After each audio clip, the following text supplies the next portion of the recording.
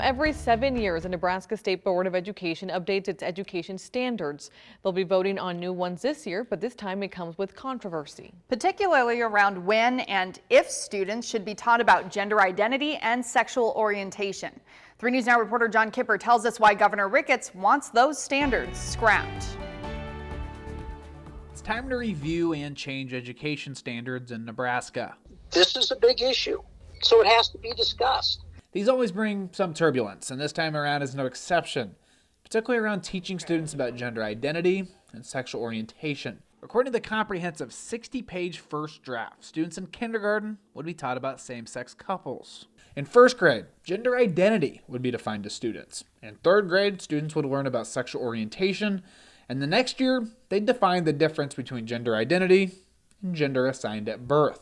Governor Ricketts blasted the health standards portion this week, saying in a statement they need to scrap it.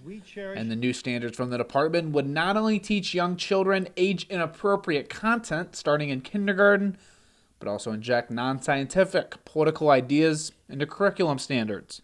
I spoke with multiple members of the State Board of Education on Friday, and they all told me a similar message, that right now, all they're doing is listening to Nebraskans. I feel like my role right now is to be much more a listener.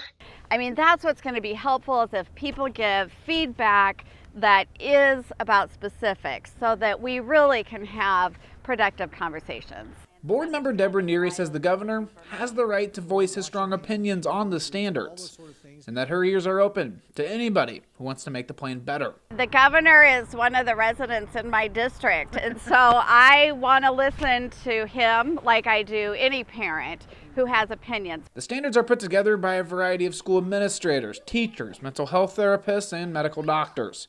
The board will listen to the public, make multiple drafts, and then vote in the fall. Will I feel really good, or will the department feel really good, or will everybody feel really good about the outcome of the process? Probably not. But that doesn't mean that I'm right, you're wrong, or whatever. It simply means that that's the way it works. Maybe most importantly, once the standards are final, it'll be up to each school district and how they want to implement them, if at all. We're just setting the gold standard of what we're recommending, but no one's going to be required to, no school district is going to be required to accept these standards. In Omaha, John Kipper, 3 News Now.